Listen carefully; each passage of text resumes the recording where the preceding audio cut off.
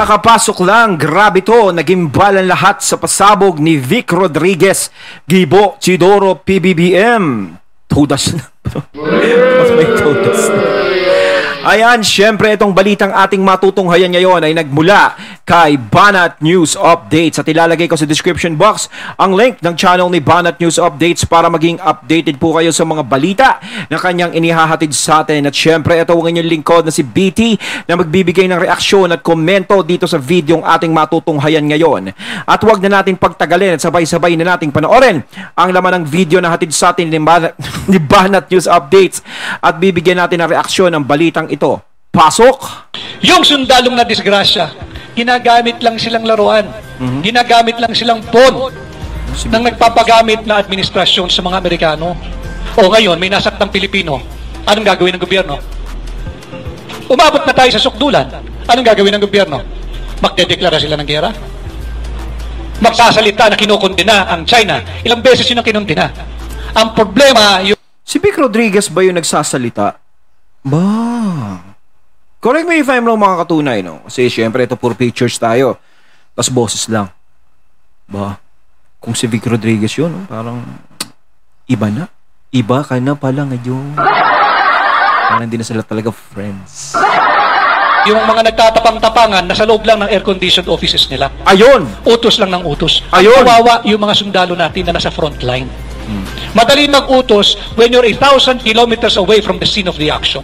Why don't they go there? Why don't they board the vessel, whether it be a civilian vessel or the Navy vessel? Silang mamuno. Lumabas sila sa comfort of their air-conditioned offices. Sila mamuno. Kayong lahat ay leaders. At nandyan din yung mga nanonood sa atin sa iba't ibang media platforms, social media platforms. This is the new media. And without them, I don't think lalayo at lalalim ng ganito ang hakbang ng maisog. Kanya, nais ko kayong pasalamatan yung ating mga nasa social media, yung vloggers, yung SMNI. Dahil kung wala kayo, suppress na yung traditional media. But traditional media, tanaw yan. Dito tayo sa new media. Dito tayo sa social media. Dahil dito, hindi mo kayang pigilan dito. Real time. Lahat tayo pwede maging media. I-upload mo lang naman yan eh. Sabay-sabay, simultaneous. Ito yung malaking kabalintunaan na ginagawa ng pamahalaan. Pinipigil nila ang ating mga rallies dahil ayaw nga nila malaman ng sambayan ng Pilipino ang katotohanan. Ayun, so eto parang kung si Attorney Vic itong nagsasalita, no?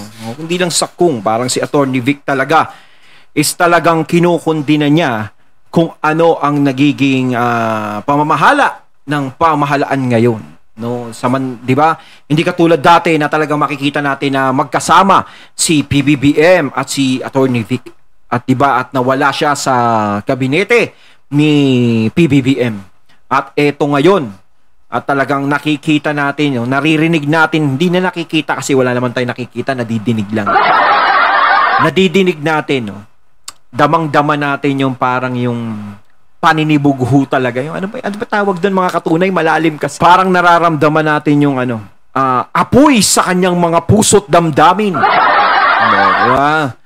Okay, ganyan naman talaga eh. Lahat naman tayo is may karapatan magsalita, ipahayag kung ano ang nararamdaman natin, mga nangyayari ngayon sa gobyerno natin. No? Ang pinakapagkakamali lang kasi doon is yung pinipigilan yung mga nagsasalita. Dapat is hindi pinipigilan yan. Dahil lahat ng mga tao ay may karapatan. Although, sige, meron silang hindi magandang nasasabi o na ipaparatang so kung anong gobyerno ngayon.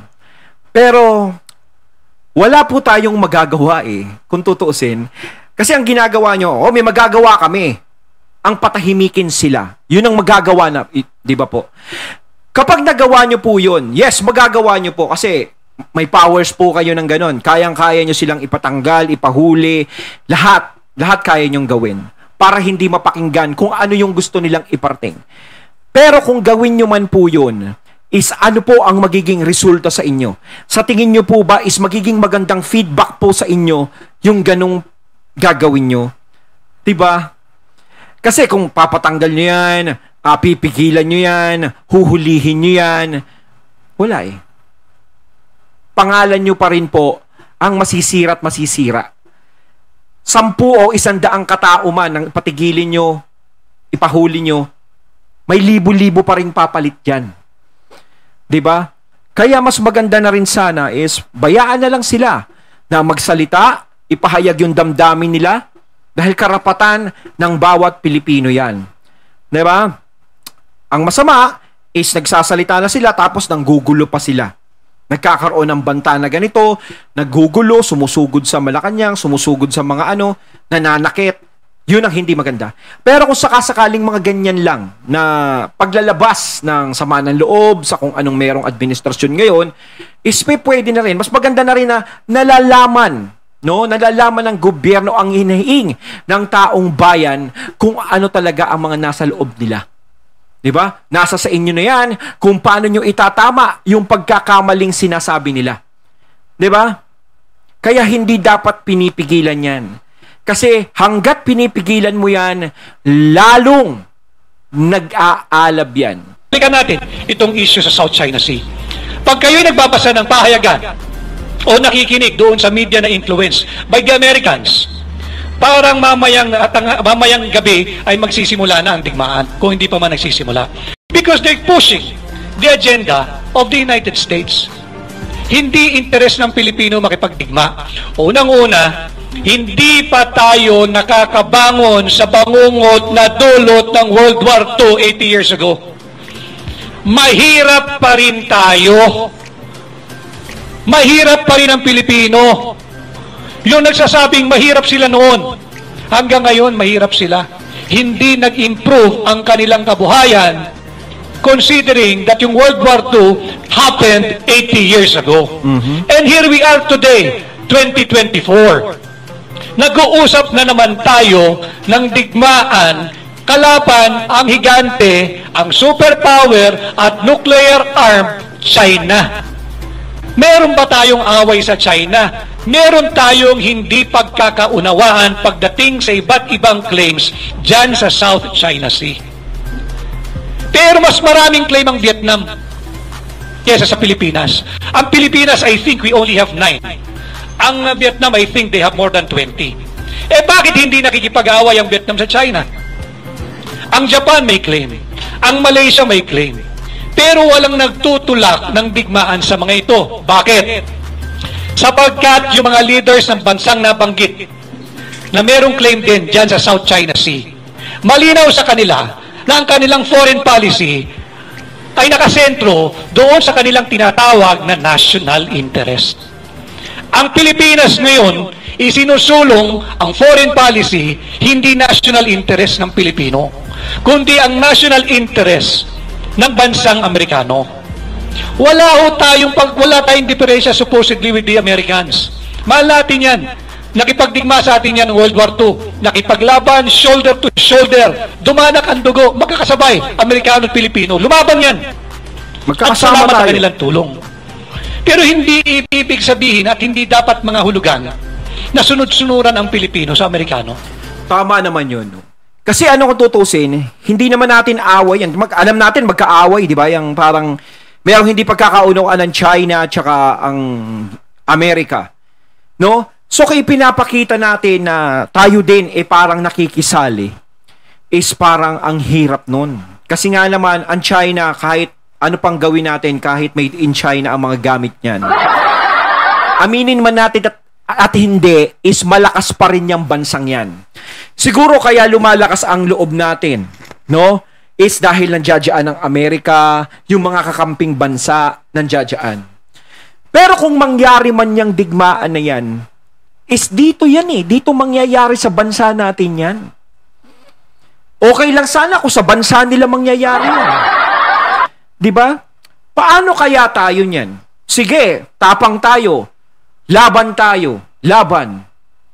Tama naman yung nagsasalita, si Atty. Vic, na hindi natin kaya yan. Hindi pa nga tayo nakakabangon, papasok pa tayo sa isang problema. Bakit hindi natin ayusin muna yung problema natin kung paano natin mapapaunlad yung bansa natin? Diba? Kaysa tutukan natin yan ng tutukan. Bakit si FPRRD? Diba? Nahilot niya naman yung China nang walang nangyayaring ganyan. Hindi nagkakaroon ng ganyang klaseng kabigat na gulong namumuo. Diba? Kasi kung tayo papasukan natin, no, may kasabihan na madaling pasukin ng away, mahirap labasan yan. Kapag nagbakbaka na yan, tayo maiipit dyan. Oh. Yung tinatanong ko nga dati, hanggang kailan, hanggang saan natin sila kasama, yung mga kasama natin, yung mga kaalyado natin. Salamat kung hindi nila tayo iiwan hanggang huli. Pero alam nyo po ba yung mangyayari kung sakaling magtuloy-tuloy man yung digmaan na yun? Babagsak tayo. Maraming masisira, maraming madadamay. Diba? Lalong-lalo na yung kinabukasan ng mga kabataan sa atin, mga bata. Hindi po biro-biro ang isang digmaan. Dapat nag-iisip po tayo ng 30 beses, wag lang 10 beses. Diba? Magagaling po tayo mga Pilipino. Kaya kahit na 80 years ago na yung World War II, kahit paano, we're still afloat somehow. Pero hindi bumubuti ang buhay. Ang bumubuti lang ang buhay ay yung mga politikong kupit ng kupit sa kaba ng taong bayan. Yun lang. Itong nangyayari sa South China Sea, hindi natin kayang makipagdigma. Hindi natin kakayanin. At hindi dahil meron akong defeatist attitude. Hindi. That is reality. I'm just being realistic. Hindi, kahit ako naisip ko talaga, hindi pa natin kaya. Kahit anong gawin natin, hindi natin kaya dahil mahina pa ang mga gamit natin. Matapang ang Pilipino. Yes, matapang. Talagang palaban tayo. Yung mga bayani natin, kahit mga gulok lang ang dala, is lumalaban, pumapalagyan. Pero dapat po ngayon gamitin natin, haluan natin ang utak.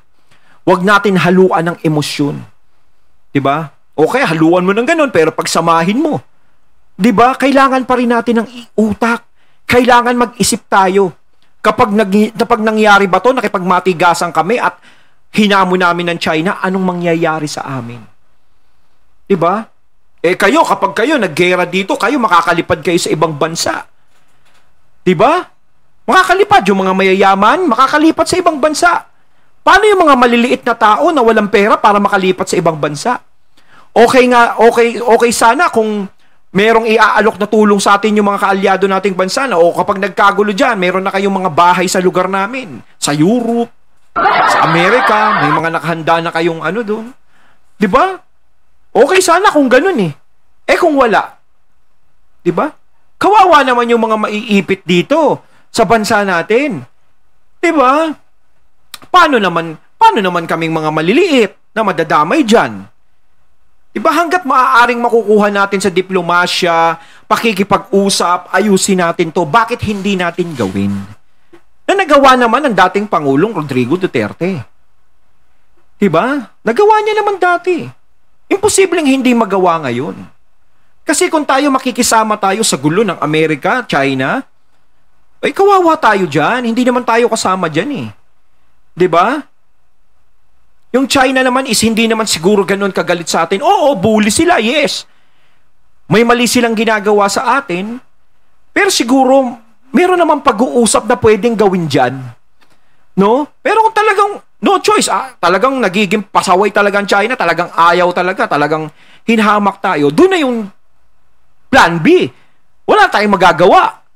Diba? Pero hanggat kaya pang ayusin itong problema na to, is ayusin sana.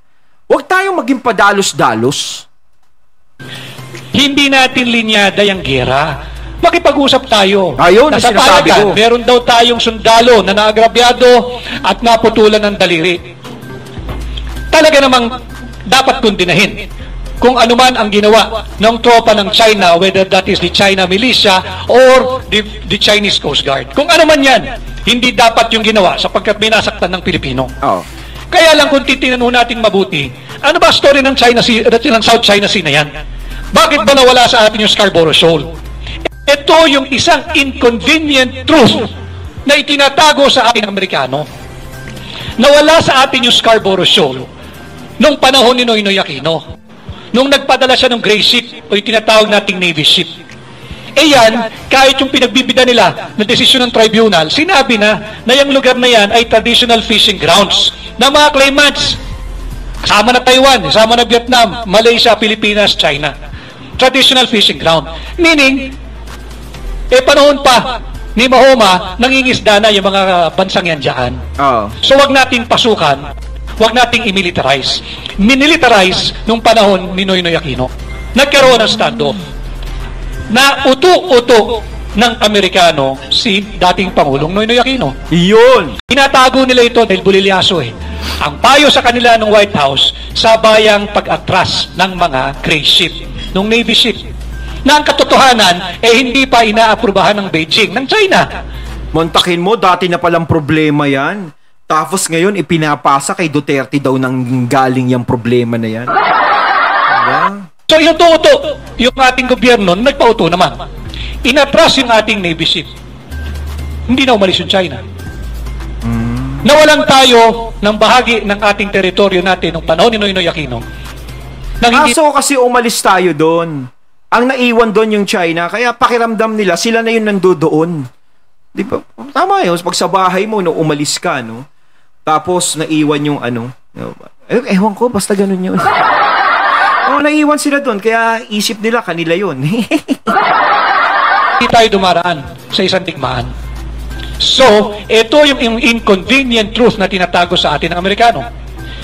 Sinusubo nila ngayon tayo sa bingit ng digmaan. Interest ba natin ito? Hindi. Interest ng Amerikano to. They want to remain. Parang tayo nagiging pain nila. Ganun ba yun? Diyos ko naman. Tayo kaibigan natin yung mga Amerikano, no? Matagal na natin kasama yan eh. Ka-teammates na natin yung mga yan. Pero kung meron tayo nararamdaman ganun, no? Wag naman tayo basta-basta magpapaano sa kanila, magpapatulak. Diba? Ay, bayaan nyo sila. Kung may problema sila doon, bayaan nyo sila. Bakit tayo makikisama? Iba dapat ang maging goal natin eh. Kung paano natin patataasin ang ekonomiya natin. Kung gusto nila ng gulo, bahala sila. Labas tayo dyan. Diba? Hindi porket kakampi natin sila, is lahat ng gusto nilang mangyari, is gagawin natin. Ay, hindi naman pwedeng ganun. Kawawa naman tayong mga Noipi. Diba? Ang mga bayani natin na hindi nagpapailalim sa mga banyaga. No? Sila Andres Bonifacio, lahat ng mga bayani. Bakit tayo nagpapailalim sa mga banyaga? Samantalang tayo ay mga Pilipino. 'Di ba? May sarili tayong paninindigan, may sarili tayong bansa. Kahit mahina ang bansa natin, 'di ba? Ipakita natin na marunong tayong manindigan. 'Di ba? Pinoy tayo eh. The world, they want to remain the only influence dito sa Indo-Pacific region. Natatakot sila sa China. Gusto nilang mapanatili ang kanilang impluwensya dito sa bahagi na ito ng mundo. Eh wala naman silang nasasakupan dito. Wala naman silang teritoryo dito. Wala silang claim dito. Dapat tayo, ang isinusulong natin, yung daan ng diplomasya. Makipag-usap tayo. Tama. Yung nangyari sa ating sundalo na natulon ng daliri, talaga naman, we have to condemn that. Kaya lang, bakit tayo umabot sa ganun? Tayo ba ang prinubok o tayo ang nagpo-provoke? Dapat maghihinahon tayo. Pag-aralan natin mabuti, wag natin sundin yung naratibo ng Amerikano. Maniwala ho kayo, pagka sumiklab ang digmaan between China and the Philippines, hindi tayo tutulungan ng Amerikano. Bibigyan tayo ng armas niyan, pero bahala kayo sa buhay nyo. Have we not learned sa mga ginawa nilang ganyan at sa mga sinira at ginulo nilang bansa? Naririnig ko yung Ukraine. Bigay sila ng bigay ng armas. Nauubos na nga, mahigit kalahating milyong Ukrainians na ang namamatay. Huwag na natin pag-usapan yung edad. Kailangan pa ba nating umabot sa ganun? 'Di ba? Ang kawawa dito yung mga batang madadamay. 'Di ba? Masyado tayo nagpapakita ng tapang natin. 'Di ba? Dapat haluan natin ang utak. Ulit-ulit kong sasabihin, haluan nyo naman ang utak. Tsaka yung puso kung sino yung madadamay. Isipin nyo muna. 'Di ba? Napakadaling pumasok sa gusot, mahirap po yan labasan. Huwag tayong basta-basta magiging kampante porket nandiyadyaan may sinasandalan tayo. 'Di ba? Dahil hindi natin alam kung talagang 101% natutulungan nila tayo hanggang dulo. Ang daming bata na ang namatay. At marami pa ang mamamatay. Yan ba ang gusto natin mangyari sa Pilipinas? Handa ba tayo makipagdigma at mamatayan ng milyon-milyong Pilipino? Yung sundalong na disgrasya, Ginagamit lang silang laruan. Ginagamit lang silang pawn ng nagpapagamit na administrasyon sa mga Amerikano. O ngayon, may nasaktang Pilipino. Anong gagawin ng gobyerno? Umabot na tayo sa sukdulan. Anong gagawin ng gobyerno? Magdedeklara sila ng giyera? Magsasalita na kinukundina ang China. Ilang beses yun ang kinundina. Ang problema, yung mga nagtatapang-tapangan na sa loob lang ng air-conditioned offices nila. Utos lang ng utos. Ang kawawa yung mga sundalo natin na nasa front line. Oh. Madali mag-utos when you're 1,000 kilometers away from the scene of the action. Why don't they go there? Why don't they board the vessel, whether it be a civilian vessel or the Navy vessel? Silang mamuno. Mas maganda yung nararamdaman nila, no? Nakikita talaga nila mismo sa dalawang mata nila, no? Dudun sila mismo sa aksyong nangyayari. Kasi nga naman talaga madaling mag-utos. Kawawa dito yung mga kasundaluhan natin na sumusunod sa utos. Siyempre, tungkulin nila yan eh. No? Nasa kanila yung pinakamahirap na sitwasyon. 'Di ba? Kailangan pa ba natin silang isubo ng ganun? Hanggat maaaring makuha sa diplomasya, daanin natin. Bakit tinatamad na ba kayo makipag-usap kaya hindi nyo kinukuha sa diplomasya? Nakakatamad na ba? Gusto nyo ako lang magsalita para sa atin. Gawin nyo akong spokesperson. Ay, diba? Bakit tinatamad sila makipag-usap eh? Diba? Minsan kasi nakakatamad magsalita ako nga. Minsan tinatamad ako magsalita kaya minsan di ako nakapag-reaction. Diba? Ganun yan. Oh, pakikipag-usap. Communication uli. Diba? Yung sinasabi ko nga dati, communication. Yun ang kulang. Yan ang hirap sa atin. Masyado tayong tahimik eh. Para sinasabi siguro, gusto nyo, di ba, action? Oh, huwag tayo puro salita, action. Eh, huwag naman yung ganyang action na masyado tayong agresibo. Lumabas sila sa comfort of their air-conditioned offices, sila mamuno. Nung resupply and rotation mission, sila mamuno. Hindi ko sinasabing hindi natin dapat bigyan ng supply yung nandoon sa BRP Sierra Madre. Dapat natin, tao yun, atin yun, Pilipino yun. Pero hindi tayo dapat makipagkiskisan sa bansang China. Hindi natin kaya. Huwag tayong magpauto-uto sa interes ng Amerikano. Bibitawan tayo niyan. Bakit ba naging popular yung salitang I shall return? Ibig sabihin, hindi tayo priority. Tatapusin ko muna yung digmaan doon sa Europa. Babalikan kita. Bala muna kayo dyan. It's popular. Kasi ganun talaga eh. Kung sino yung nagtagumpay, siya susulat ng kasaysayan. So, naging popular yung I shall return. Bakit mo muna kami iniwan?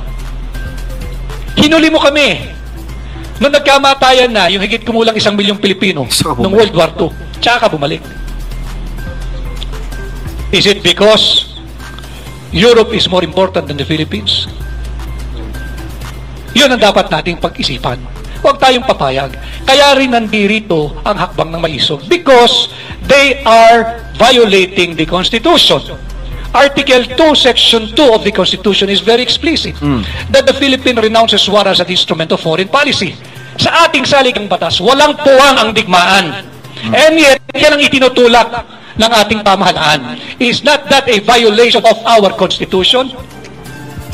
Article 2, Section 7, that the Philippines shall pursue an independent foreign policy, not an American-dictated foreign policy. Yun, at ating natunghayan ng video na nagbula kay Banat News Update at syempre yung boses na yun na parang kay Attorney Vic, no? Talagang may paninindigan si Attorney Vic. Ayan, mga katunay, kayo anong masasabi nyo tungkol sa video ito na ating natunghayan ngayon? Comment lang po kayo sa comment box. So once again, I'm BT and I'm out. Peace.